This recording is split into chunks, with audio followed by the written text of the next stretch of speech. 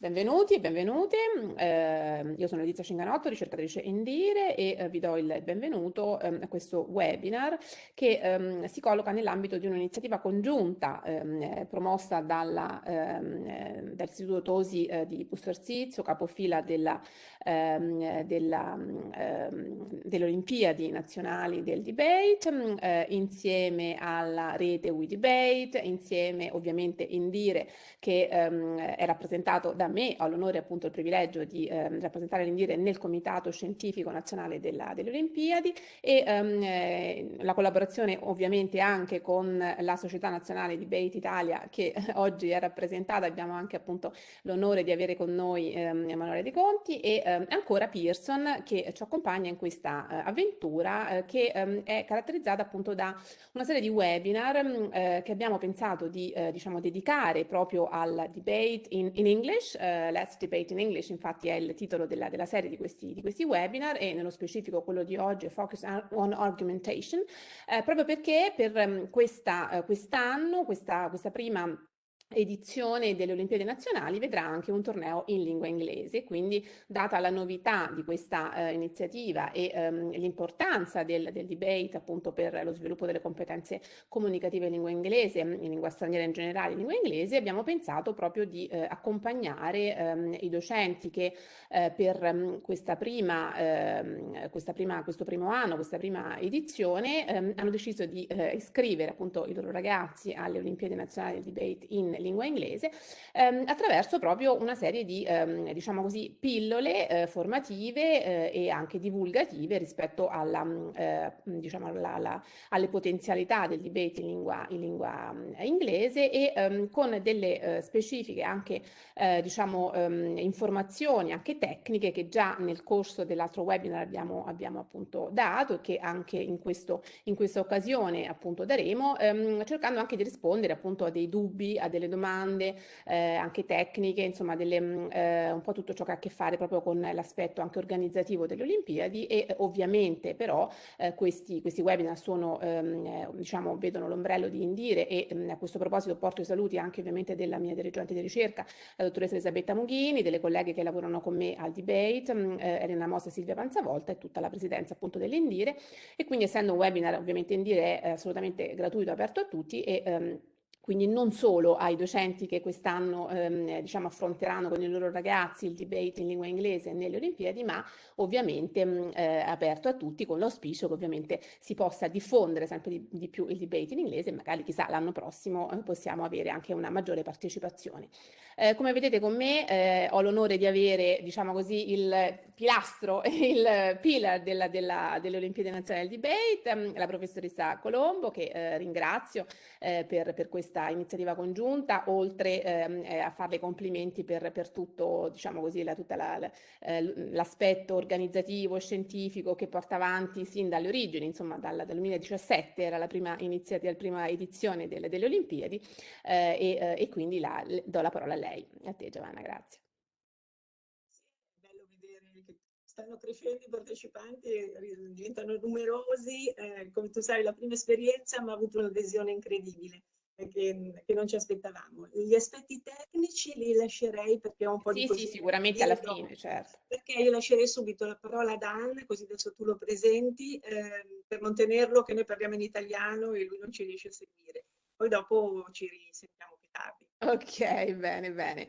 So Dan, here we are. We have the privilege to have with us the guru, we can say, of debate. So it's a privilege, second time, because last time the first webinar he was with us as well, and he had a wonderful speech. It was recorded, and so it will be spread all over Italian schools and teachers because it was really great, and with no doubt it will be the same this time as well. So Dan Welling is currently the head of office at IDEA and the deputy convener of World Schools Debating Championships 2022. He has helped organize over a dozen debate events and has run training programs and education development programs on 3 continents. He has over 10 years of experience in debate. He's been a trainer for the Dutch WSDT development team, several university and high school debate clubs, as well as on the faculty of debate camps in 9 countries. So as you can see, we have just the top guru of debate. And so focus, as I was mentioning at the beginning, the focus of today's webinar is on the power of argumentation. Thank you, Dan. The floor is yours. You should be able to,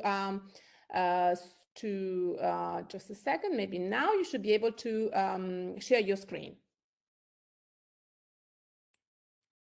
And that is indeed correct. So instead of a powerful introduction, let me just wade through the fun bit of setting up a PowerPoint. You should be able to, can you see the button share? Yeah, you should be able to no, share it is indeed possible. Okay, great. So we're just gonna set it up right now. And you should be able to see a PowerPoint. I'm not sure if you see the...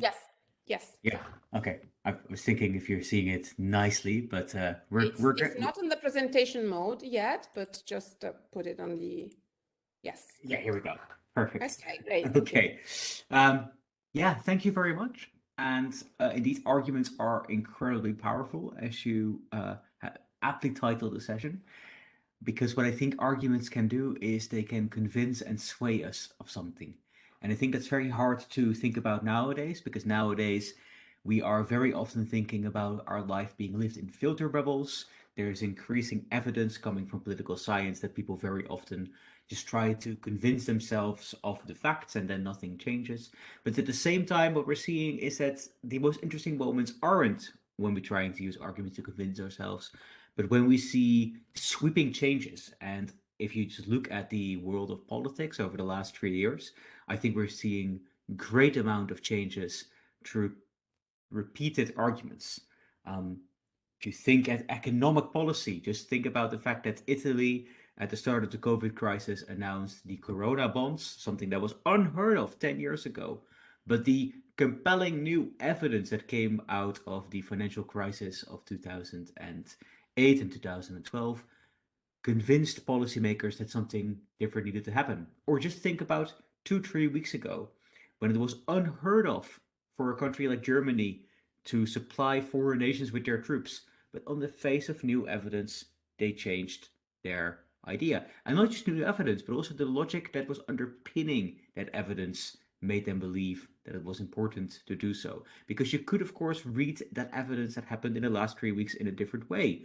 You could say, oh, but Russia has been invading Ukraine specifically because they want to create a buffer state. So why would a NATO country like Germany be fearful of that?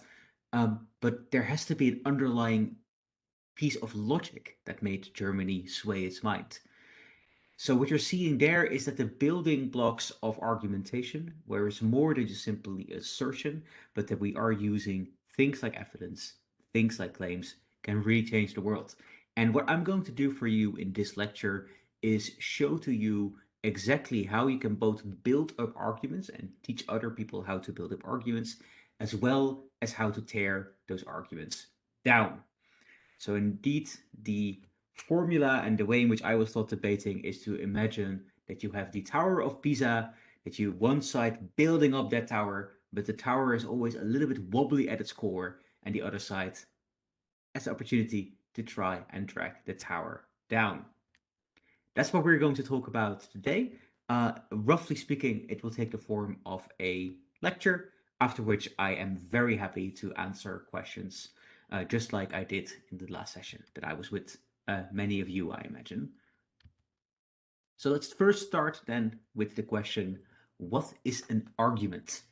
And I think it is always easy to define something by asking us, what is it not? And what we very often say to students, an argument is not an opinion. And the difference is, of course, that if you have an opinion, that can be, in the words of a very famous 90s comedy, that's just your opinion, bro. That is just something that you hold, but you don't necessarily defend your opinion. Just say, that's my opinion. I think roses smell nice. I think the sky is blue. Of course, there are interesting question marks, right? If someone says, I think that the sky is purple, unless you are indeed in Twilight, you might be having a very interesting idea about colors, or you might indeed be colorblind. So like an opinion might be factually wrong, but it's not an argument. When you start questioning people on their opinion, then you start seeing perhaps an argument develop. because then what you're going to see is people starting to offer reasons for their belief. Why do you think that the sky is blue? Well, I look up at the sky and I see the color blue, the same color that is the blue of the envelope of the Dutch tax office that is right near to me on my desk that I still really pay. And those are two very similar colors, and both of them I've been told from a very early age on that they are blue. So I think therefore that the sky is blue. I'm now giving some more suggestions. I'm trying to defend my point. And that is at its core what an argument is. An argument is a reasoned true opinion. Of course, in debating, as you may know, we very often ask students to present a side that does not necessarily reflect their own opinion. So what we see there is that the opinions that they hold aren't their own opinions, but still they are someone's opinions, or a reasonable person could have that opinion. But we want them to construct it in arguments because that makes the opinion persuasive and possibly believable. If one side is a massive rhetoric wizard that is saying some truly evil things, but the other side is just saying, but I don't believe that, but I don't believe that, but I don't believe that, then that person in debating has lost. So it therefore challenges us to change our convictions. I myself am also a political operative, so I work for a progressive green party. But if another side would say, green energy, that's all a myth, and they give me a lot of reasons about it. They talk about the fact that we're only seeing very little green energy being currently created. We're looking at the minerals that need to be used to build solar panels, and all kinds of like plausible sounding arguments why green energy has all its problems. And the only thing I say is, but I really like green energy. I'm going to lose that debate. So it's important to build up that argument. Now, as you can see on the screen, an argument has 4 phases, 4 things that we want to teach everyone in order to build a good argument. The first is the claim. And if, for instance, we're having a debate such as we should ban heroin, I think very obvious. All countries in the world have indeed banned heroin. Then the first claim we could build in order to defend the banning of heroin is to say, well, heroin is harmful to individuals. The second step is the warrant. And in a warrant, what you're doing is you're going to offer a reason why you think the claim is true. And you can say, well, that's because both frequent and infrequent heroin use that damages the body. The third layer is evidence. And whilst in warrant you're trying to give a logical reason why something might be true, with evidence you very often give a factual reason why something is true. Something that is on the empiric, something that is really to be experienced or to be read or to be grasped from the real world. We also often call this data. So we can, for instance, say, well, we see in studies of heroin addicts that they have limited cognitive capacity, so their thinking slows down, their speech can sometimes become slurred, they find it very, very hard to focus on something, and indeed a reduced lifespan. Heroin addicts tend to die younger than those who do not have a heroin addiction. And then finally, we come to the question of impact, and the impact is we should protect individuals from such terrible harms that heroin addiction brings. And here we ask ourselves not the question, why is this true? But we ask the question, why do we care? And specifically, we ask the question, why do we care when it comes to persuading you of a certain topic? Now, that last part might sound very debatory. Of course, what we're recognizing here is that in the game of debate, you very often have to argue for and against a topic or a motion, as you may remember from the last session. But also in real life, I think almost always there is a sort of motion or topic that is underlying the real discussion that we're having. In Parliament, the motion very often might be, should this law be passed? At school, the motion might sometimes be, should I hand in my homework on time? And I think that that shows us that we always are going to try and find out where the differences lie and what the motion is. The one difference, of course, is in debating, the motion is clear. In real life, the motion might differ. People might be having different things to say about what they think we're actually arguing about. Let's break this argument down into its 4 steps and look at how we can teach using guiding questions each part of this argument.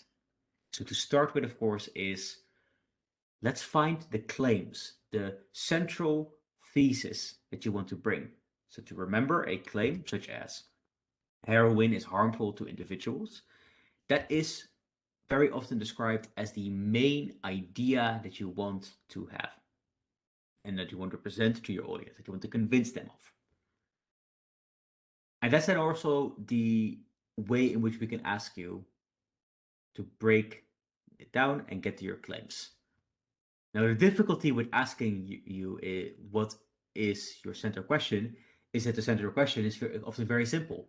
If the motion is we should ban the use of heroin, then the central question, if I am in favor, that I want to convince my audience of is I want that my audience at the end of the debate thinks that heroin should be banned. But that's not very helpful. That's just reformulating the motion. So we need to break that question down into some smaller steps in order to provide useful claims that you can defend. How can you do that? Well, one way you could do it is you just let the students brainstorm. What are all kinds of different claims that you can use to defend the central proposition that we should ban heroin? And very often, I think very intuitively, students will grasp a large amount of very good ideas. Or you can ask for a little bit more structure. And in the last session, for instance, we brought the standard conflict model. Debates very often revolve around core questions. What's the problem that we're trying to solve in the current world, and is that really a problem? What's the effectiveness of the proposed solution? Will it actually work to solve for these problems? And what kind of new problems may this policy create? And is that weighed off against the consequences that are beneficial for this policy? So you bring back the standard conflict model and you ask the students, think of a claim that is provided along each of these lines. So if the central question is we should ban heroin, then the standard conflict model gives you 3 claims. Heroin use is really, really bad. Banning it will stop people using heroin. And the harms of a possible black market are outweighed by the effectiveness of banning heroin. Of course, you can break that down to several different claims, right? Because there might be different playing fields on which a debate might take place. And that's the third one, which is what we call anticipating the clash. Like, what do we think the debate is going to revolve around? And that usually translates to what problem do we think the debate is going to revolve around?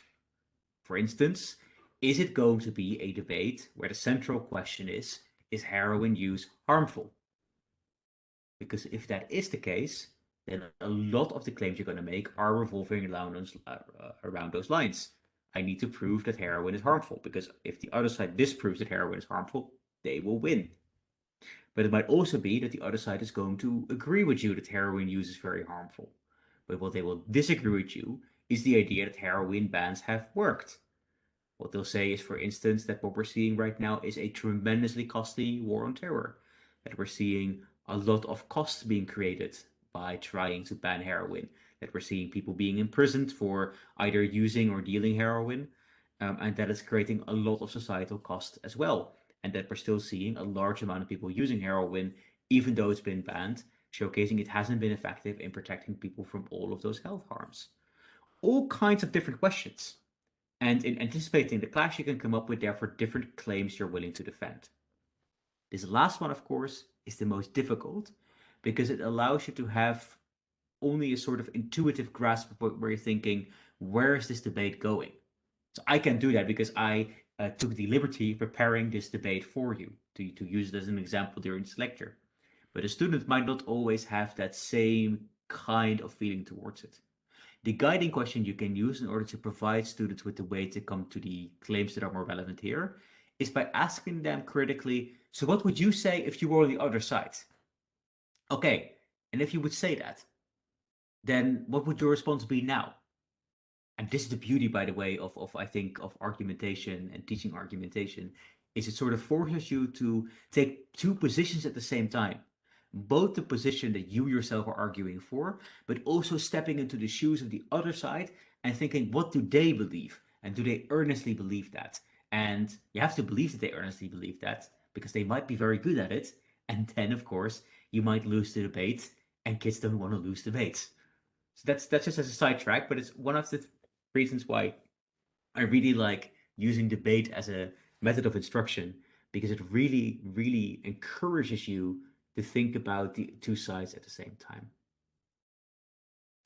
But backtracking to the point that we're making, or the general idea is in claims, what you want your students to do is to think about the small steps of proof that you want to have. And then, of course, the second step, I haven't written this down, so bear with me. But the second step, of course, is that you want to formulate your claim. You want to express it in a very clear way. A very useful trick is to ask students to create sentences that start with the main motion. So, for instance, I would like to ban heroin because heroin is bad. I think that banning heroin is effective because people will be less likely to want to buy products that are illegal or sell products that are illegal. You could make both claims. And what you're seeing here is I'm formulating a statement based on combining the motion with a small claim in the standard conflict model that I've built. So I'm looking at the motion, and I'm looking at problem. I'm looking at the motion, I'm looking at effectiveness. And therefore you can formulate those claims. That's step one, having an idea of what you want to prove. The second step is then the warrant, or with a slightly different word, but I think one that covers the meaning of the word quite well, analysis. And analysis, I always say to my students, is a little bit like reverting back to when you were 2. Because what did you do when you were 2 years old? And maybe there are some parents listening in right now who have a 2-year-old sitting on their lap, so they know exactly what's happening there. You ask why a lot. Why? Why is the sky blue? Well, that's because that is the color that we call sky. But why do we call it that color? Well, because everyone saw that color and it was the same color and it was blue. Yeah, but why did you see it as a blue way? Well, because the light radiates from the sky in a certain way and boom, boom, boom. And very soon you realize that kids can really struggle all of the knowledge that you have, and you quickly have to start with learning about a theoretical physics course, just because the kid really keeps asking questions. Until, of course, eventually you say, because I'm your parent and I told you so. But then the more debater-minded kids quickly realize that's an argument from authority, and that's a fallacy, and therefore you as a parent have lost. But of course, in debating, you don't, of course, need to prove every step, and this is one of the hardest things that we try to teach students. You want to prove sufficiently that it is plausible what you are saying. So, for instance, because both frequent and infrequent heroin use damages the body, is something that I think we all intuitively believe to be true, which is why it's probably very useful. And you can argue for why it is that this is the case, but very quickly, if you start moving ahead to that, you're starting to get into like very specialized fields. Like, do we need to tell you how this breaks down on a molecular level? Do we need to talk about the receptors in the brain and how they bind the pleasure centers, and therefore make it impossible for the brain to independently from heroin develop these type of hormones that we need in order to feel happy and fulfilled and function? Or is it sufficient to just point at the world and look at the way that a heroin user walks around the world? It's very hard to really say for certain. When is it plausible? So the way in which we help students is by asking them the question, but if you were on the other side, how would you argue against that claim? Why would you think it is untrue what you're saying? Okay, and if you have that in mind, can you then answer why that rebuttal, and I'm getting a little bit ahead of myself, we are going to talk about rebuttal a bit more later, but can you tell me why that is wrong? Why actually I do have to believe your side? So the depth of analysis, the amount of times we ask why, is dependent on the amount of times or the depth that we think the other side is going to attack you on, so that your argument stands the possible refutation that might come later. That's a bit more of an advanced thing. Very often what we just want to do is we want to encourage students to be as inquisitive as possible. So try to, for instance, give them the idea that you need to ask yourselves 3 why questions for every claim that you're making. So you need to tell me 3 steps of why you think that claim is warranted. And that already helps you deepen down an argument and make it more convincing. The third step then is evidence. And evidence, as you see, boom, a lot more text coming on the screen. Evidence has a lot more steps in order to properly handle with it. I think that's because with analysis, we are always able to create sort of logical leaps, but it's much harder to prove something. Like you can build beautiful theories, but then providing the evidence for that can be really, really hard. And any of you who's ever had to do some data collection in the world will understand the pain of what you're talking about, where you thought you came up with like a very interesting hypothesis. I'm a political science student, or used to be. And we have, for instance, something called contact theory by Mr. Robert Putnam. And he found a piece of evidence that suggests that the more you get into contact with people from another cultural background, the lower trust the society comes. And it then becomes really hard to like properly test and measure all of these things. That takes years. And then of course you have a hypothesis that also becomes very hard to draw out, because it's a very complicated piece of political science. But in general, it is incredibly important to recognize that the evidence collection here can be really, really hard. The fortunate thing about all those wonderful scientists like Mr. Putnam is that they allow us to use their evidence for them. So I don't need to do the data collection all myself when I'm in debating. I just need to read other people's data collection. Let's start with the purposes of evidence. And you can see on the screen that there are essentially 3 that I've written down, and they correspond also to the 3 methods of persuasion that the ancient Greeks came up with: logos, pathos, and ethos. Logos is to, of course, prove a logical claim, to make it factually appear to be true what you think you're saying. So, for instance, you can point out the amount of heroin addicts that are in Italy, the amount of overdoses that exist in Italy, therefore the decreased lifespan. These are all empirical facts, and they can prove to me the logical claim that heroin is really dangerous. You can also use pathos. And pathos, that's not playing on the logic, making it logically true, providing a fact, but you can create an emotional resonance with the story. And this can be often used to strengthen your impact. That's the step of the argument we'll get to in a little bit. So that makes us feel more for the argument. It's a very powerful but very dangerous tool, right? Because if I have a very emotional, resounding piece of rhetoric, even if it is completely untrue, then I think you might run into the dark art of debating. We can only have to think about some very dark corners of our history in order to realize the destructive power that using pathos in the wrong way has, because one of the steps of mass crimes is very often the dehumanization of the enemy. You just think about how dangerous it is, that what I'm teaching you all, that you need to be very responsible with your use of pathos here. Because if you use your pathos for the wrong and nefarious ends, you might convince people of things you don't want them to be convinced of. So you always need to refute the other side's pathos as well. But it is very important to use it in order to make people care more about the thing you're talking about. So here you have, imagine your best friend, her eyes sunk, her hair fallen out, her body frail. This person is completely raptured by their heroin usage. That's a terrible sight. I wouldn't want her to have to suffer through that. I think we should have helped her.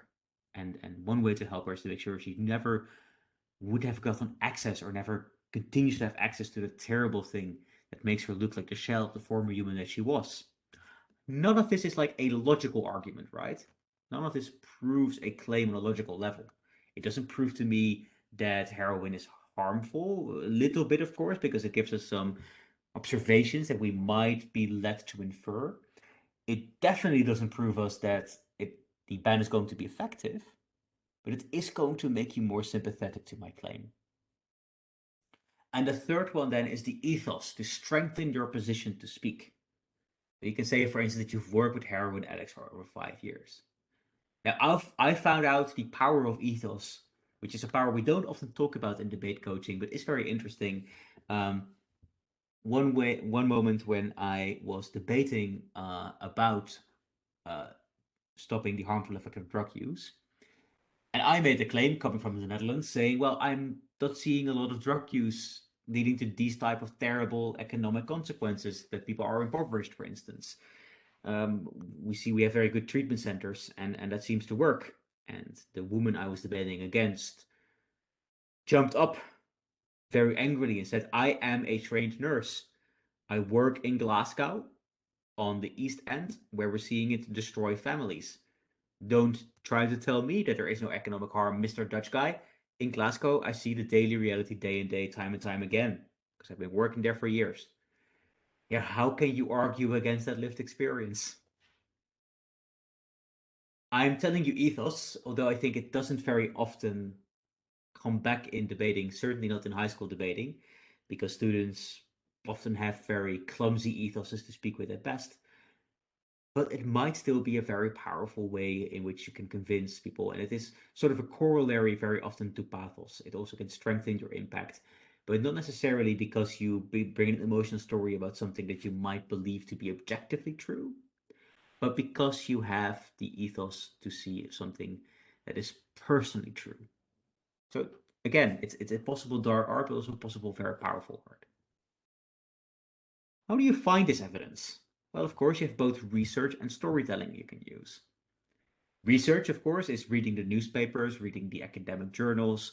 Back when I was in high school, I was told never to use Wikipedia. I believe that ship has sailed now. Although we do, of course, always ask our students to, if you use Wikipedia, to check the underlying sources as well. But that's one way in which you can find the evidence and to do your research. Now, there's a whole lot to be said. There are entire lectures about doing research. I'll leave it at that for now. But it's always important to tell the students to be very curious readers. One thing that I very often do at my debate clubs is I have a news of the day section that I start the day with. And we just have one student who will bring a piece of news that they read over the last week, and they give a very short 5-minute talk about what they learned from it, why they found it interesting, and why this was the one that they brought in. And that sort of creates a communal feeling of learning that's very important and helps students build a large register of knowledge. And the second way you can find evidence, of course, is by storytelling, is by thinking about the stories you want to tell, that you use certainly when it comes to Pathos. Of course, the two things, they mix. I can tell much better stories if I have found the evidence of such stories existing. And vice versa, my research is going to become a lot more compelling if I can draft it in a persuadable and convincing story. Because numbers, for instance, are very, very hard to understand. So telling a good story to persuade people to numbers is very important. Finally, this is very advanced. I do this here too. Is how to choose which evidence you want to use if you have multiple sources of evidence. And for that, what I very often use is something called frame theory. And frame theory is as simple as the understanding that when I offer you a piece of evidence, that piece of evidence becomes the thing that you contextually are drawn more towards. So I have already given you a large amount of stories about drug usage, which means that is very forefront in your mind and very much about the damage of drug usage. And even though I've mostly talked about heroin, I have a feeling that you might be potentially persuaded a little bit more of also banning other types of drugs, maybe even softer types of drugs, because you've been primed to think about these type of dangers. There's, for instance, a consistency prior that we very often see. Yes Minister once run a episode where they showed how you can get people to sway on different parts of a policy topic by just asking some leading questions first. So say you want to convince someone of the idea that all 18-year-olds should go to the army for 1 year. You could ask a couple of questions. Do you believe that the young people nowadays have a lack of discipline? Do you think that today's generation is physically weaker than the generation before? Do you think that learning responsibility at a young age helps set people up for life in future? Do you support 1 year of military service? If you answered yes to one of these three before, you might answer yes the fourth time as well. But ask it the other way around. Do you believe that young men should be sent to war? Do you believe that young men should be sent to an environment where it's very likely they're going to be bullied? Should we risk people to the possibility of physical injury? Do I support military service for 1 year? Well, maybe not, because it's quite likely I answered yes to one of those three things before as well. So what in frame theory you do is you think about which pieces of evidence do I bring first in order to persuade the other side that my side is quite likely correct. And can I offer more pieces of evidence? Can I put them together into one big story and therefore maximize the harms and benefits on my side, minimize the harms and benefits on the other, telling them that's not that bad, you know? And that's very important if you want to choose the way in which you build out the evidence. Of course, you need to always respond to this with counterframes, right? You can ridiculize certain things on the other side. If you are in favor of military service, you could downplay the idea that actual wars take place. There are no wars on the European continent. There hasn't been one for 3 weeks. This example was a little bit more convincing a few weeks ago. Or on the other side, of course, you can say, you know, the idea that young people, that they are so ill-disciplined. I mean, that's a story as old as time. If you go and look at the writings of Cato Maior, you see that he complains about the uncivilized youth that were also feminine and not really concerned with the affairs of state. But for centuries after Cato Maior's existence, the Empire of Rome was a very successful empire. Of course, it fell at one point, but not directly after Cato Maior lived. So that is interesting. That just seems to be more a complaint of the old that always gives to the poor rather than actually a statement of fact. So that's a counterframe. Finally then, impacts.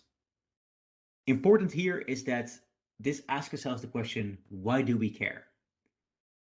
Why do I care that we're going to try and help people who are heroin addicts? That sounds like a very obvious question, but sometimes the stakes are a lot higher. For instance, why do I care that we're going to increase the minimum wage after I'm being persuaded that increasing the minimum wage might reduce the amount of jobs that do exist? Then it's a question perhaps of utility. So the greatest benefits and the least harms for the most amount of people. Or it might be a claim of value. Like we think that it is just important that work actually pays a fair share. Or it might be a principles or a rights claim. We think that if you are a worker, you have rights to not be exploited and to receive fair compensation for the labor you put in. So answering the question, why do we care, often follows around these three ways. And those of you who've done ethics at one point in your life may recognize these as the three most important philosophical schools of thought. And why do we care? Very often brings us on the pathway of one of these three claims. So if you want to teach students the power of impact, you could give them a full lecture on ethical traditions, or you just ask them, why do you care? And see how they build this idea for themselves. Now, what is interesting, of course, which you might have realized, is that if I want to show my impacts, one way to do that is to build further warrants and further evidence, but no longer on the claim why is this true? But now on a new claim, why is this important? And that's always the difficult things of argument models, is argument models are simplifications. And in reality, what you're getting is a big web of different warrants, different pieces of evidence, but possibly different impacts, all underlying that one central claim. That's teaching arguments. Of course, how do you deliver that argument is important as well. But due to some time considerations, I am going to jump ahead now, and I'll be sending the PowerPoint to you all after the session, or at least I'm going to send it to Giovanna, who will probably send it to all of you, and jump straight into refutation. What is refutation? And also, what is rebuttal? Because these two things are often used in the same way, but they're slightly different. A rebuttal is an attempt to say that the other argument is untrue or incorrect in the broader sense of the word. And refutation is a successful attempt at making sure that something is untrue. So I always say to my students, you never should say that you're going to rebut something, you're going to refute something. You want to refute it deeply. But sometimes a rebuttal is okay, because a rebuttal can basically ask questions of an argument, make it less persuasive, even if you don't break the argument down completely. And sometimes that might just be enough. So refutation very often is on the entire argument. Rebuttal is casting in doubt some elements of the argument. And you can refute every part of an argument. You can refute the warrant. You can show it's untrue what this person has been saying. I don't think it logically follows. You can refute the evidence. I just think you have your facts wrong. That's not what that report says. Or I have a different report that says something differently. You can refute the impact. You can say, I simply do not care much about this as I do about that. I don't think we should care about this. I don't think we should care about that. And sometimes maybe even in the thesis, you might even say it might be irrelevant what we're talking here. Why are you making that argument? That's not an argument for your side. Happens rarely, can happen. How do you teach refutation? So I find teaching refutation harder than teaching argumentation. Because for argumentation, I can just give you a step-by-step guide. I give you the lecture I just gave you now, or I give you like a sheet of paper that has the main components written out, and just practice. Practice building towers. But for refutation, a tower needs to be in place first, because otherwise I can't refute it. So it is a lot more doing by intuition, doing by doing, rather than it is about teaching the theory behind it. Also because refutation exists in a lot more different forms. So first I teach process. I teach the kids to listen, to summarize the argument they just heard, and then to try and give a refutation of it. Then to try and tell me, why do you think that that was wrong? Because you first need to understand what the other side is saying. You first need to see the tower in your head clearly before you're able to break it down. Give you an example of how just large amount of ways you can refute something. So if we have the argument that banning heroin is effective, and I bring the argument, look, the reason why banning heroin is effective is because when you ban something, you make it criminal to sell that good, and then you get in jail. And that means that people will face an incredibly high cost. And therefore, if they want to make money, they'll quite likely choose far less risky options that are legal, and therefore there will be less of a supply of heroin. And that means that we'll have less heroin on the market, which means less people can use it, which means we'll have less heroin addicts. Sounds very straightforward, right? 10 things we can say against it. We can just say we do not agree with that argument. That's rebuttal. It's not really the level of refutation yet, but I think it's a very important intuition get from. You could say the basis of that argument is factually untrue because we still see a lot of heroin usage in society. You can say the basis of your argument is logically flawed because, for instance, it presumes that an alternative exists, that people who aren't going to try and sell drugs, that they have actually an alternative. But we're seeing, for instance, large amount of unemployment. So they find it very hard to get a job elsewhere. That's why they've turned to doing this illegal act.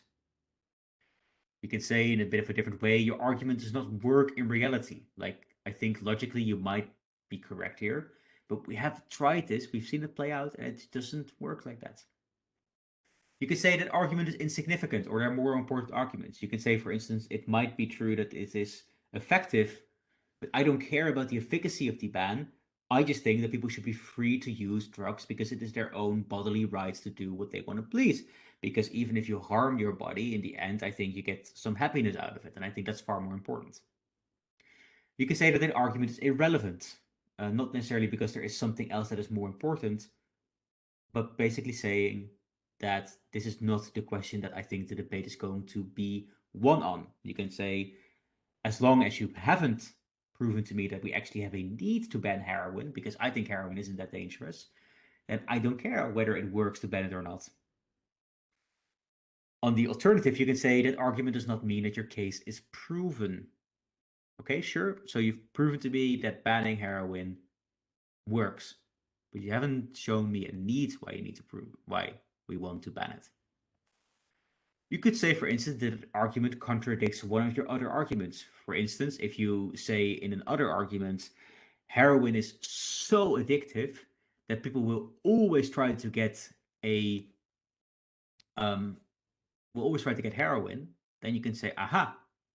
On the one hand, you say people will be disencouraged for selling heroin because it's quite risky, but you also said that people will do anything they want to get their hands on heroin. Well, that creates a contradiction, and the consequence of that, what will happen, is that the people who produce heroin can really buy their way out of that risk because they're going to make it so lucrative that they're going to be willing to take those risks. Because heroin users will do anything, because they'll pay you lots of money. You could say the argument is an assertion. You could say you just haven't proven a couple of very simple steps. Again, to bring back the idea that we had before about the argument being logically flawed, you could say, but you've never proved to us that people make a rational calculation as to what type of economic actions they're going to pursue. Very often, people who start dealing drugs don't do that because they rationally think about the economic risks. They do that, for instance, because they are pressured by their older brother or other gang members in the poor neighborhoods they grew up in to sell drugs. So it's not an economic calculation. They're forced into it. Or finally, you can say the example you use to back up your argument doesn't work. Like, say you've provided an argument that says this has worked to curb heroin users in America, and then you can say, actually, hold on, I have the data. The usage of drugs has gone up over the past 30 years. So what's the deal there? All different ways to refute. To bring that down into a more simple step-by-step guide, if you are trying to disprove someone's analysis, someone's warrant, you can say, I don't think you have a warrant. I mean, that's also true, right? Some people might just forget to bring a warrant, point that out.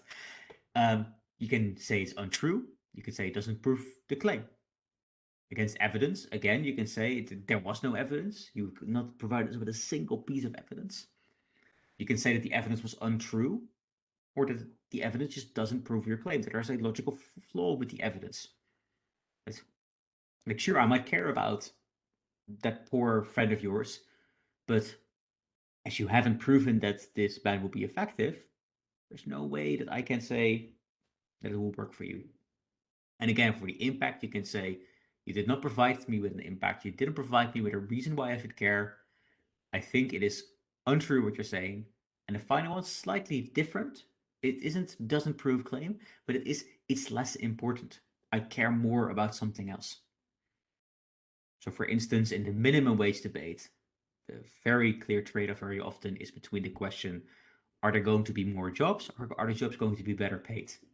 And you could say, for instance, sure, you might pay the workers a bit more, but there will be less people who work, there will be more people out of a job, and I think work is so important that I want to maximize the amount of people that have work, because then at least more people can pay sufficient of their bills. More people can have the value of having colleagues to work for, careers to build, etc., etc.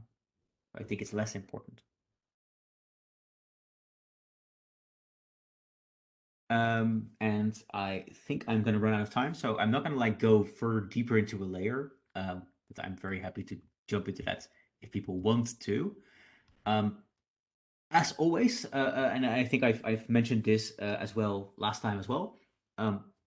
I think that the way in which to teach this is to carefully feed hints of this theory over time and have students practice this themselves. So start with offering them questions, let them explore it, and then provide them with this type of concept, because because argumentation is very abstract, and therefore it is important to have students get into concrete examples in order to let this theory land. That's hopefully showed the power and the depth and the strength of argumentation and refutation. I hope you did enjoy the session, and if I'm not mistaken, I have about 5 minutes left if there are any questions, so feel free to ask those. And I saw already a question about the slides, and I'll make sure that the slides will be sent to the organizers so you can have them. Thank you so much, Dan. Wonderful and very inspiring lecture with a lot of input, a lot of suggestions. Thank you so much. Yes, we are. If there are questions, we have some more minutes, and but yes, links and recordings and slides will be shared. Thank you in advance, Dan. I don't see any questions, but yes, you've been really inspiring, and thank you so much. Really an added value to our program. Okay, Giovanna, over to you. Thank you again, Dan. And now I will go ahead with Italian, as I have to tell something to the participants concerning the organization aspects. So sorry for the Italian. Ok, dopo questa full immersion in inglese, velocissimamente qualche nota tecnica. Abbiamo inviato a tutti i calendari delle Olimpiadi, delle selezioni per le Olimpiadi. Quindi tutte le squadre sanno il giorno in cui dovranno dibattere. Ovviamente, siccome sono arrivate delle domande, quando ci dite la squadra contro cui dobbiamo dibattere, oppure la squadra contro cui dibatteremo è sempre la stessa, no, cioè la squadra verrà contro cui ognuno dibatterà viene comunicata poco prima del dibattito. I dibattiti sono 3, anche se il tema preparato è 1 e l'impromptu è 1, perché il dibattito preparato, il tema preparato, viene dibattuto una volta nella posizione a favore e una volta nella posizione contro la mozione. Quindi si sperimentano tutte e 2 le posizioni. Altre domande molto spicciole. Gli 8 minuti di intervento sono 8 minuti per ciascuno dei primi 3 speaker. Come abbiamo detto, come abbiamo fatto vedere nell'illustrare, l'aveva mostrato la volta scorsa la professoressa Tomasini, e 4 minuti per la replica. Ecco, queste erano le ultime domande molto tecniche. Dove si dibatte? Si dibatte su una piattaforma, la piattaforma online, verranno forniti tutti i link per accedere qualche giorno prima delle selezioni, e gli studenti possono dibattere, siccome la gran parte dei dibattiti sono nel pomeriggio e terminano anche più o meno alla stessa ora in cui ci siamo collegati noi adesso, i ragazzi possono dibattere da casa, ciascuno nella propria abitazione. Chi rimane a scuola deve dibattere ciascuno in un'aula per dare a tutti pari condizioni. Poi man mano che arrivano le domande io rispondo. È un flusso ininterrotto, spero di non dimenticare qualche risposta. Abbiamo anche diciamo, risolto qualche problemino di spostamento di date per chi aveva degli impegni. I giudici li abbiamo e li stiamo già assegnando ai singoli dibattiti, quindi da un punto di vista organizzativo, anche se con un pochino di affanno, siamo riusciti a far quadrare, chiamiamolo, il cerchio. Adesso è con piacere che invece vi presento un altro dei nostri ospiti, che è presidente della Società Nazionale di Italia, il professor Manuele De Conti, ma anche docente in pedagogia generale e sociale presso l'Università di Ferrara, presso la stessa università e collaboratore del laboratorio di epistemologia della formazione Euresis ed è lector presso l'Università Libera Carlo Cattaneo di Castellanza. A lui la parola e grazie per essere presente e per aver condiviso questo webinar con noi. Grazie Giovanna e ringrazio tutti coloro che mi hanno coinvolto e hanno chiesto la mia partecipazione quest'oggi. Sono veramente onorato e sono anche nervoso, insomma, di presentare, anche perché ho deciso di presentare in inglese, visto che si parla di dibattito in inglese, lingua con la quale, insomma, non sono del tutto a mio agio. Ma inizio e cambio lingua, quindi permettetemi questo slittamento. The short speech I want to have today regards the pedagogical values of argumentation, which means more or less, or in a simplified way, how and why argumentation is important for us as human beings. To start and for my speech, I decided to use as an outline some pages of a very important book of Aristotle, which is the Topics. I think that Aristotle Topics is probably the first book on debate, and it has really a lot of strategies inside, but it talks to us also the aims of argumentation inside it. And I will talk about these aims and I'll try to modernize them. Well, Aristotle tell us that using argumentation is pivotal and is really important because arguing back and forth, we are more able to distinguish what is true from what is false. And this is really an important aspect of the activity of argumentation. When we argue, as we propose in the debate, even if debate do not aim directly to find truth, but having a proposition and an opposition, we are able to understand better where the truth could be. Relating to another, a more contemporary author, which is Karl Popper, an author that does not really like a lot of argumentation, but he considered that refutation, which is a specific speech act of the macro category of argumentation, refutation is very important to find or to get near the truth, because with the refutation we are able to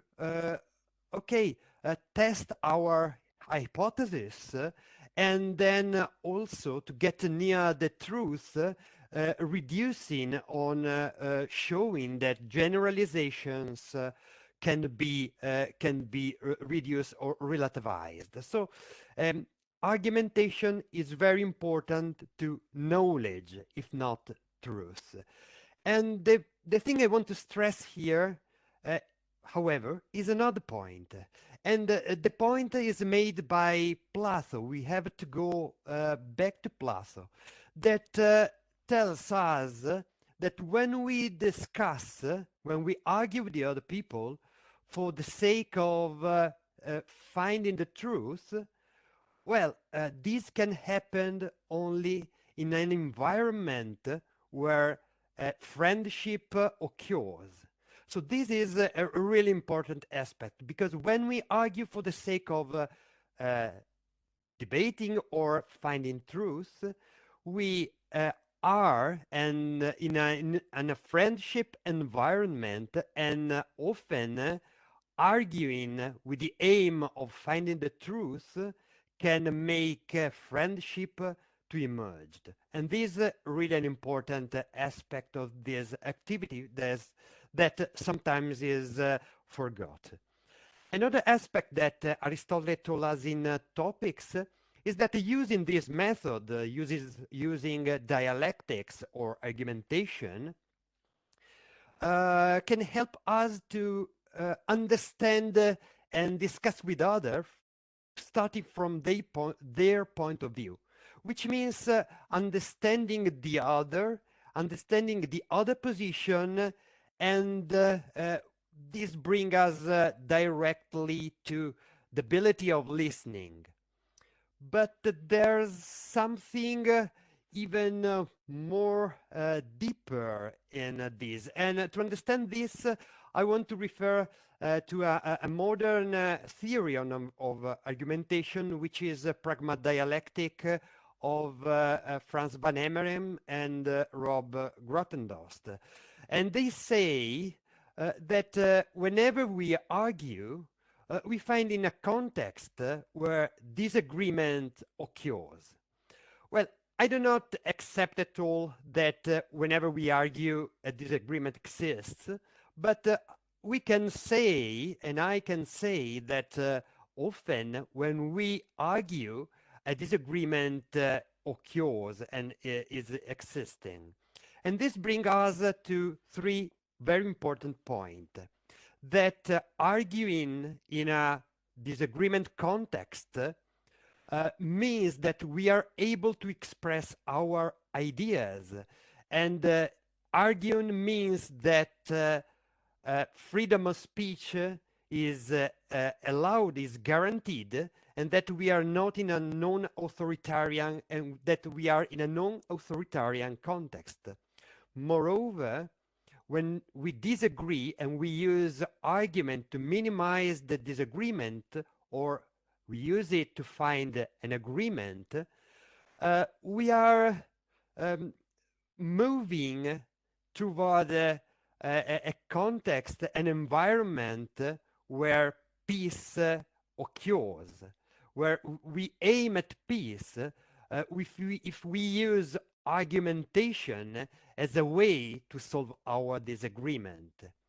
But just remind, or just think about when we use or how in the legal system we use argumentation. We use to settle conflicts, but by the using of argumentation, we reach also justice. So this is another important point, that when we use argumentation, we are in a non-authoritarian context. We look for peace, and we try to establish also justice.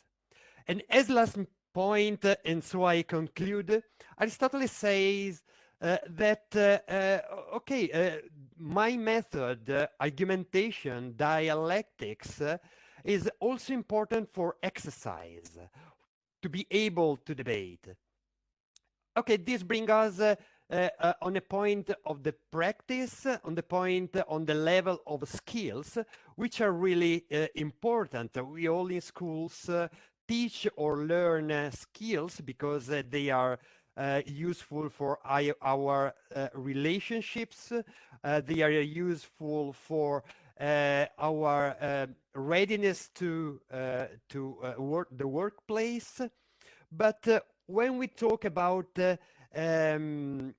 exercises and skills, we can see the things from the point of view of the ancient Greeks again, where athletes or everyone who were interested in acquire a high level of ability, he or she was not aimed to acquire this ability for their usefulness, but because they expresses the excellence of the human being. And when we use argumentation, the excellence that we express, argumentation at the highest level, the excellence that we express is rationality and reasonableness, which is some of the highest aspects and values and characters of human beings.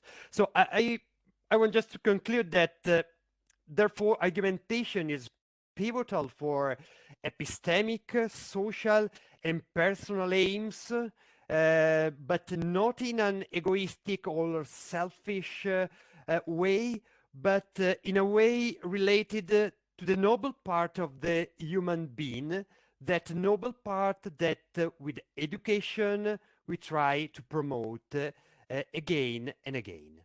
Thank you very much for the time you gave me to share my ideas. Thank you, Manuele, for accepting our invitation and for your very interesting talk. Also for highlighting some keywords which are so crucial in this period, like peace, of course, and for highlighting the pedagogical value of argumentation and of debate in general. So thank you so much. A great pleasure to have you with us. Okay, so now I will give the floor to Donatella and Vanessa from Pearson.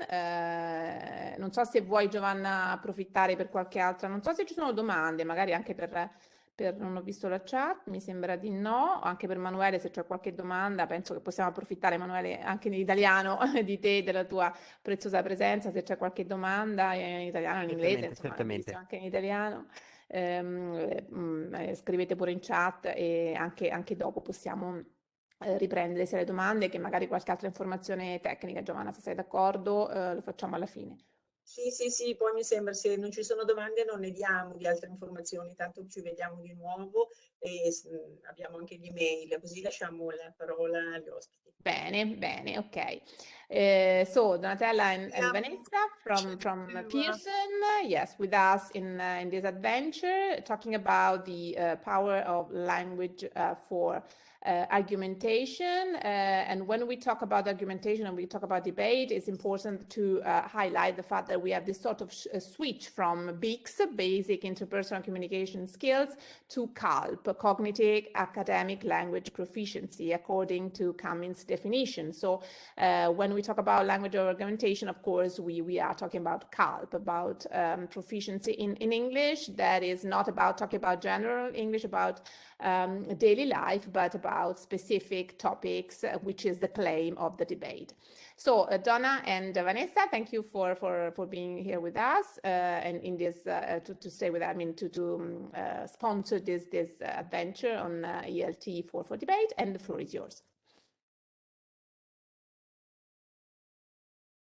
Okay, can you see my screen? Yes, Donna. Yeah, yes, it's just not on the presentation mode, but we can see it. Yes, perfect now. Yeah.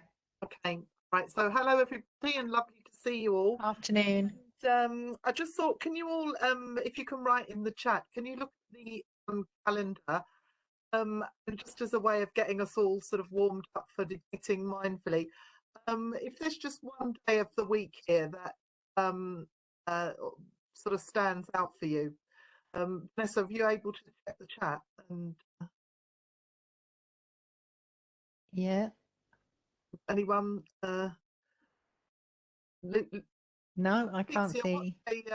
what day stands out for you? Well, what stands out for me is look around and spot 3 things you find unusual or pleasant.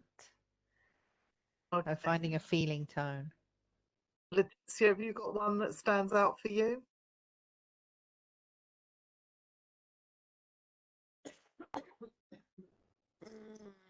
Start today by appreciating your body and that you're alive. Oh, right, fantastic. Good. And my one was actually notice how you speak to yourself and choose kind words. And this is also quite relevant for what we're going to look at today. Now, I don't think I've been able to share the sound of this. So can you hear? Can you hear? No. Okay.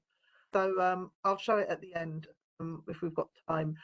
Basically, the UK Parliament can often be a very good place to find examples of debating. We're talking about language as well. And I just wanted to share this absolutely fantastic resource that many of you may know already. But you can download this, Vanessa, you can put the link in the chat, can't you? Mm-hmm. And you can download this.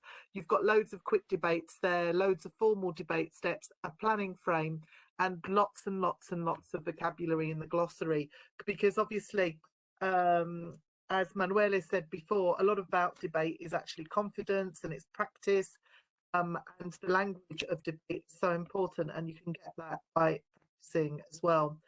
Just as an example, you've got a little sort of a guide to holding a formal debate, House of Commons style, and also preparing for a debate. And this type of template can be really useful to put some of that, the language, for example, that Dan was talking about, you know, some of that language, actually putting it here in the various boxes can help students really start to learn. And Vanessa, what have we got here with speech filters? Yeah, it's so important to think about what you're going to say, and because sometimes we tend to just speak what comes into our mind without thinking or using filters. So it's really important to use judgment. Do my words need filtering? The intention. What am I gonna say? Is it gonna hurt somebody else? And the choice is something that I need to say. Do I need to say it really? Is it relevant to the debate? And compassion, and this is, you know, to do with listening as well. So can I understand how the other person feels from my listening, my mindful listening, careful listening? And obviously, you know, with a debate, you need to also try and understand the other person's point of view. So you're not just expressing yours, because the debate will very often change according to what the other people will say. So this is really important to just get students to be listening and just pausing a minute before actually producing what they want to say. Okay, and what have we got here, Vanessa? So this is scaffolding. So, I mean, very often students need to practice. So we need to be giving them the language that they need to be using. And it's almost like when you're writing, there are specific expressions that we use when we debate, and they need to be learnt basically off by heart and included into their debating expressions and their debating language. So just moving on, there's a way that you can do this. So once you've got them to give them this each time so they can plan what they're going to say, this is a kind of nice game that they can have these language cards that they can put out. And so as they're listening and debating, every time a student uses one of these and inserts it correctly into their debate, they then turn it over and they try and include this. So this is actually getting them trying to actively include the language, which is really difficult sometimes, because also you need to get it in the right place as well, so it actually sounds communicative and actually has meaning. So it's really important to have a monitor who is listening to this, so you know, a student or a teacher who is actually giving them some feedback on how they're using that and how it can be used better. Okay, so I'll put this into the because you can download these expressions from this website here, and it's a nice fun way also for them to try and get them to include the language into their debate, obviously, repertoire of language that they have. Yeah. And as Manuele said, again, really important, practice. So how can a lot of the language of debate become automatic, so students really use it and have it at their fingertips when they most need it? And you can use, for example, lots of parts of debates through the thinking routines. Letizia spoke about them last week, and different thinking routines can really help our students. If you give them a claim and then they work through a part of it with a thinking routine, they can just really draw out some language that is very useful for them. So here you've got an example, a debate claim, and the proposition team and the opposition team can use some of the words below, some of the vocabulary in favour of, against, and also many of the quotations. One from Machiavelli: men in general judge more from appearances than from reality. All men have eyes, but few have the gift of perception. Can a white coat make you more intelligent? So lots and lots of claims here about the topic, and here it's about fashion and clothing that can be useful. Thinking routines and life skills can also be, you know, useful. Again, putting out vocabulary. So in favour, some of the vocabulary that the students will need, against some of the vocabulary that they'll need, and then sort of framing all of that in the language that they're going to need. Again, this thinking routine, the think, puzzle, explore, can be really, really useful to sort of, you know, explore an activity even more and really, you know, get to the bottom of it as well. And presenting the motion. Okay, so there are lists and lists of chunks of phrases that are really, really important. It's good that students feel comfortable with this, so you know they can start to learn some that they can, you know, bring out all the time. Again, impact is so important here right at the beginning.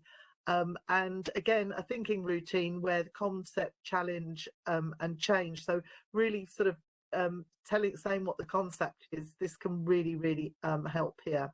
Introducing the speaker is a really important part of the debate, and it's important that that's done with body language as well, and they need that vocabulary to make sure that they do that nicely. And then presenting the most important point as well, different vocabulary that's important there. And also in terms of a soft skill, giving a persuasive argument is also a really important thing for debate as well. So again, in their research, quotations quoted you know, properly, as Dan was talking about before.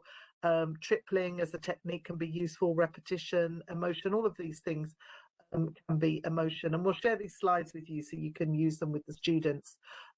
Also presenting a list of arguments. This is very, very important. Lots of language that they can use, you know, firstly, secondly, thirdly. Again, the more the students have practice with this, with these little mini debates that you can use in class, the more they will have practice at actually your more formal debate for the Olympics. And also start, if you're in a first year class, you can start doing these right from the beginning, the wait just for the Olympics, to start doing it, and then they'll get, you know, much more practiced.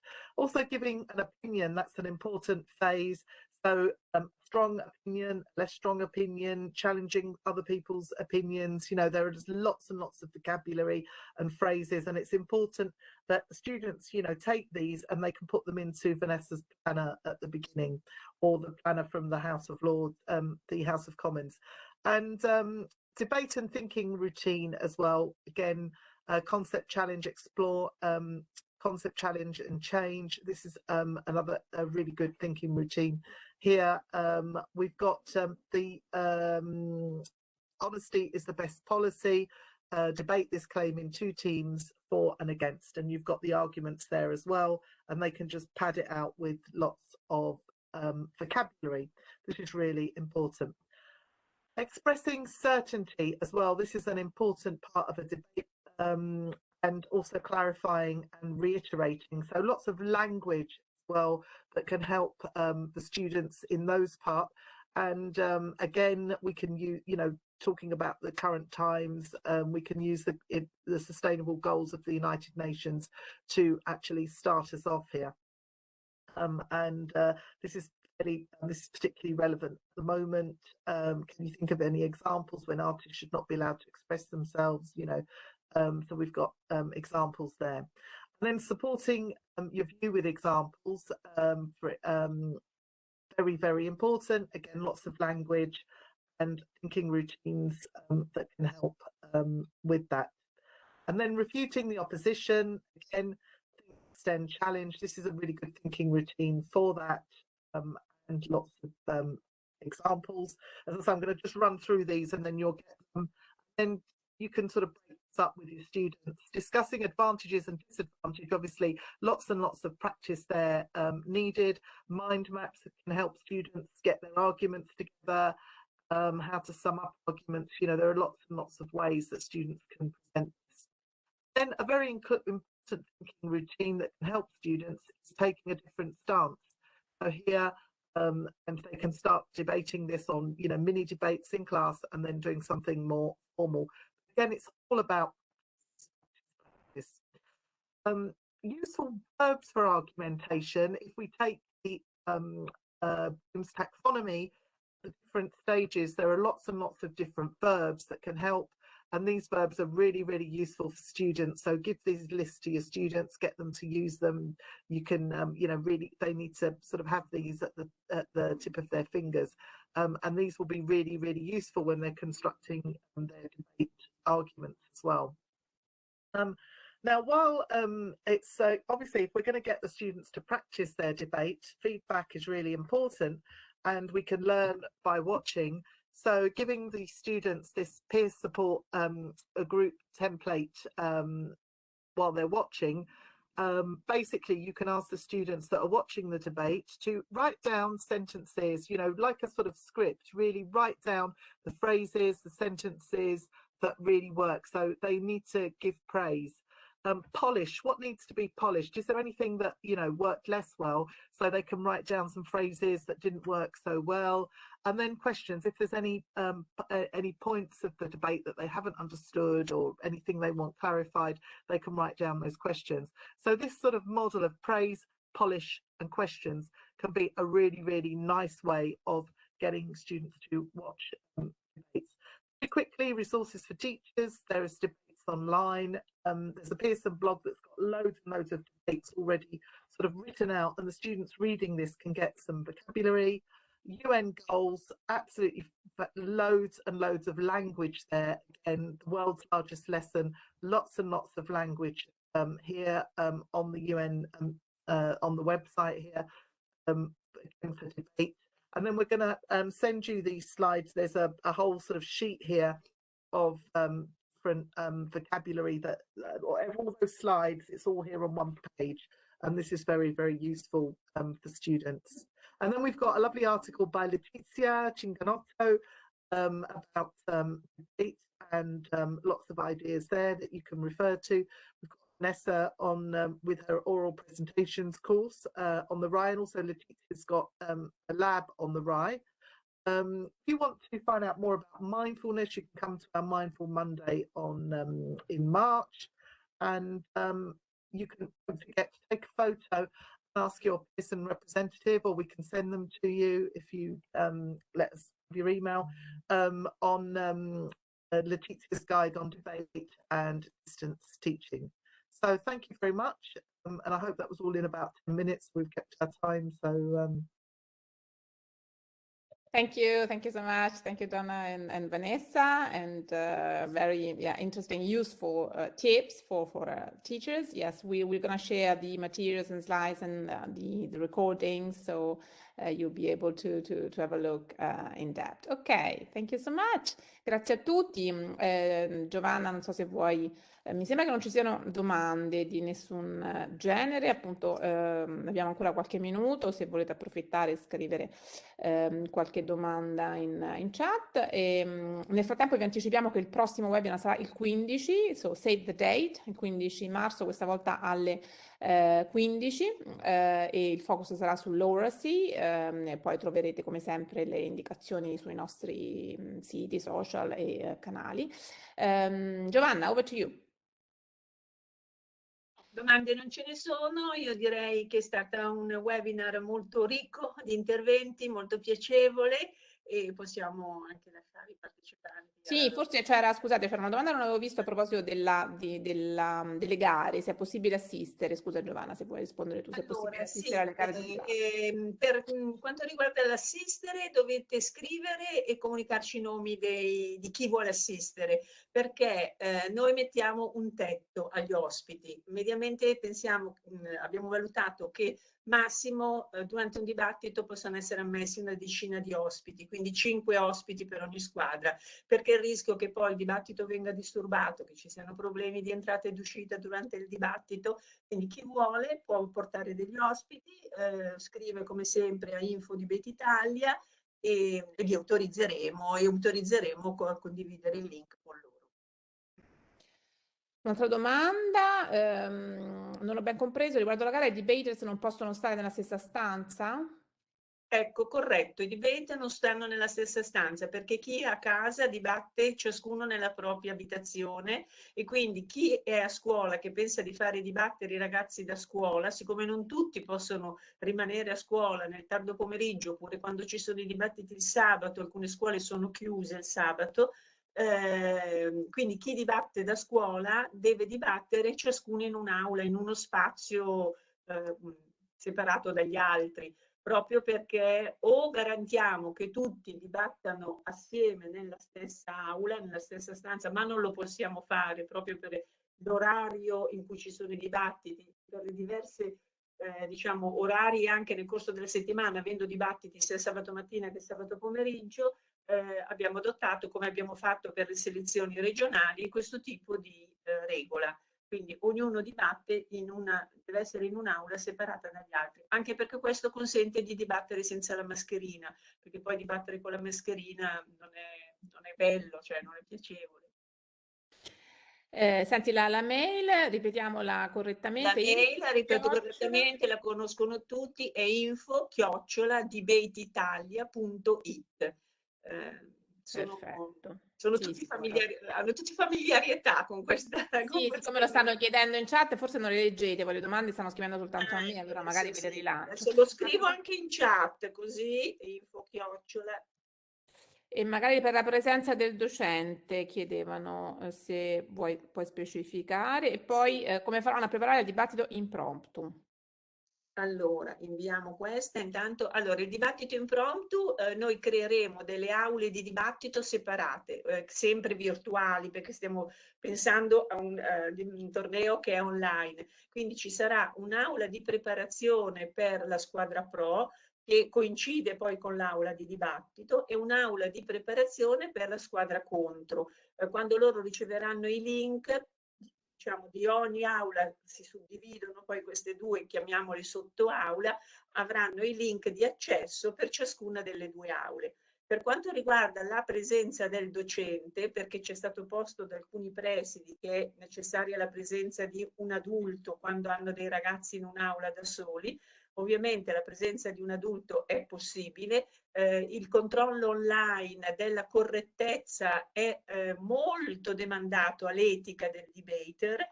C'è un codice etico che adesso non ricordo se l'ho già inviato o comunque lo invierò, mi sembra di averlo inviato in occasione degli ultimi materiali, che si rimanda alla correttezza, nel senso che sanno che durante l'ora di preparazione dell'impromptu loro non possono comunicare con il proprio coach. Il problema è proprio la comunicazione con il coach, perché devono fare affidamento sulle loro conoscenze, sulla loro abilità di squadra.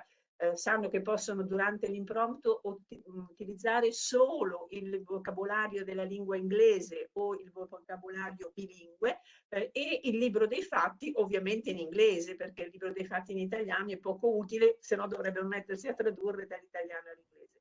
Sono tutte opportunità che vengono date, anche previste in tutti i tornei internazionali, anche se le tematiche dell'impromptu sono delle tematiche che non richiedono ricerca documentale, che fanno affidamento proprio su altre competenze, portare avanti una strategia di squadra, saper ottimizzare il tempo, perché fondamentalmente hanno un'ora sola di tempo. Quindi tentare anche di bypassare le regole che prevedono che non ci sia l'uso di internet e della documentazione, di altra documentazione che non sia il vocabolario o il libro dei fatti, non è efficace, non è produttivo, e poi spesso poi emerge durante il dibattito che la regola non è stata rispettata. Se le regole non vengono rispettate, purtroppo il regolamento prevede che ci sia la squalifica della squadra. Quindi la presenza di un adulto per chi è a scuola e per tutti i presidi o le istituzioni che vogliono garantire la presenza di un adulto laddove c'è uno studente da solo in un'aula, questo è fattibile. Lo studente non deve comunicare con nessun altro che non siano i compagni della propria squadra. Noi chiederemo sempre di avere telecamera aperta e microfono aperto, perché il giudice e il responsabile di aula entrano di tanto in tanto senza disturbare, con la telecamera, la webcam chiusa e con il microfono chiuso, a controllare che tutto proceda in modo regolare. E poi di nuovo si fa affidamento sul codice etico del debater. Comunque questa è l'organizzazione che poi anticiperemo bene, perché abbiamo già detto a tutti i coach queste 104 squadre, perché chi ha confermato sono 104, le squadre sono divise in 4 gruppi di dibattito in giornate diverse. Per ogni gruppo abbiamo organizzato degli incontri, un incontro prima del dibattito con tutti i coach, in modo tale da avere ogni volta una ventina o una trentina di coach a cui rispondere in modo preciso a tutti i dubbi, a tutte le domande. Abbiamo inviato il protocollo tecnico per la modalità organizzativa e di nuovo il regolamento e gli allegati al regolamento per ricordare a chi soprattutto è un po' nuovo, perché mi rendo conto che è molto bello quello che sta succedendo. Ci sono scuole che si sono lanciate in questa esperienza. Parlando con una collega mi dice perché i miei studenti sono di prima, sono tutti studenti del primo anno, quindi questo è una cosa bella, pensare che dei ragazzi di 14-15 anni si cimentano comunque in un qualcosa che è complesso e impegnativo, e poi mi rendo conto per dei ragazzini di 15 anni, anche se il tema che abbiamo dato è un tema abbastanza intrigante, organizzare degli speech di 8 minuti in inglese, essere pronti a confutare in inglese, a fare, come ci diceva prima Daan, non tanto il rebuttal ma quanto la refutation in inglese, è una cosa ben impegnativa. Quindi questi in quinta saranno dei grandi debate. Scusa Giovanna, ti chiedono di spiegare meglio il libro dei fatti. Allora, il libro dei fatti, ci sono delle edizioni. E dove trovarlo? Dove trovarlo? Allora, il libro dei fatti ci sono lo si può trovare anche online, lo possono anche acquistare, lo può acquistare la scuola, lo possono acquistare perché poi gli può servire, soprattutto se sono in prima o in seconda, gli può servire o comunque gli può servire sempre, può essere usata la versione cartacea e questa la si può acquistare tranquillamente online se la vogliono acquistare online. Ci sono delle versioni in ebook, chiaramente non potranno dovranno scaricare l'ebook, non potrà esserci una navigazione in internet. Ultima domanda e poi chiudiamo. Il tempo per preparare, quanto tempo per preparare il topic prima del debate? Allora, tutto il dibattito preparato è stato già comunicato dal 2-3 di febbraio, quindi hanno avuto settimane per prepararlo. Il dibattito impromptu ha un'ora di tempo per la preparazione. Nel momento in cui viene comunicato il dibattito impromptu, i ragazzi vanno nelle loro aule di preparazione e hanno un'ora di tempo. Scaduta l'ora di tempo, se non si presentano nell'aula di dibattito, ci sarà il giudice, ci sarà il responsabile d'aula che entra nell'aula di preparazione, gli ricorda, gli fa presente che devono accedere all'aula di dibattito. È loro interesse, una volta comunicato il tema, cercare di raggiungere prontamente, quindi di cliccare subito sul link delle loro aule di preparazione per utilizzare al massimo il tempo che hanno a disposizione, che è un'ora. Bene, grazie infinite. Quando saranno i dibattiti? C'è l'ultima domanda, forse avete già risposto. No. Quando saranno i dibattiti, tutte le squadre, tutti i coach hanno ricevuto i giorni in cui la loro squadra dovrà dibattere. I giorni sono per il gruppo 1 il 17 e il 18, quindi il 17 pomeriggio dalle 2, perché abbiamo previsto un momento di registrazione, poi con l'avvio del primo dibattito alle 2:30, e la giornata del 17 prevede 2 dibattiti. Quindi chi è nella data del 17 terminerà alle 18, però i calendari sono stati inviati a tutti. Il 18 ci sarà un dibattito solo perché hanno già fatto 2 dibattiti il 17 e termineranno quindi prima. Il 19, che è il sabato, coloro che dibattono il 19, che è sabato, dibattono al mattino, sempre 2 dibattiti e 1 il pomeriggio. Chi è nel gruppo 3 che dibatte dal lunedì 21 e il martedì 22, il martedì, il lunedì 21 2 dibattiti, il martedì 22 nel pomeriggio un dibattito solo. Chi è nel gruppo 4 inizia sempre il 22, però nel pomeriggio alle 4:30, si collega alle 4, il dibattito inizia alle 4:30, e il giorno dopo, che è il 23, farà 2 dibattiti. Però queste date, chi non ha ricevuto le date, scriva davvero a info@Debate Italia per far presente che non ha ricevuto. Alcune volte gli email finiscono negli spam. Quanti mi hanno scritto che hanno perso il webinar dello scorsa settimana, del 28, poi sono andati a vedere nello spam, l'informativa era arrivata nello spam. Quando gli email finiscono alle spam, essendo così tante le squadre, è difficile per noi poter avere un controllo. Quindi se qualcuno che adesso è collegato non ha ricevuto tutte le date che io ho comunicato ora, o non sa in che gruppo, in che giorno deve dibattere, mi scriva subito a info@debateitalia.it e andiamo subito a verificare, però prima controlli lo spam. Bene, ultimissima domanda, se sono ammessa ad assistere mi mandano il link, giusto? Sì, allora i link verranno dati a tutti i coach, tenendo presente che avere un link è come avere le chiavi di casa. Quindi i link devono essere condivisi solo con chi sa che è autorizzato ad entrare nella propria abitazione. Quelle sono stanze virtuali, ma come avere le chiavi di una stanza in cui io sarò presente. Quindi noi daremo link, autorizzeremo a condividere i link quando gli ospiti sono stati autorizzati, sempre con questa accortezza che i link sono qualcosa di bisogna avere responsabilità nella gestione dei link.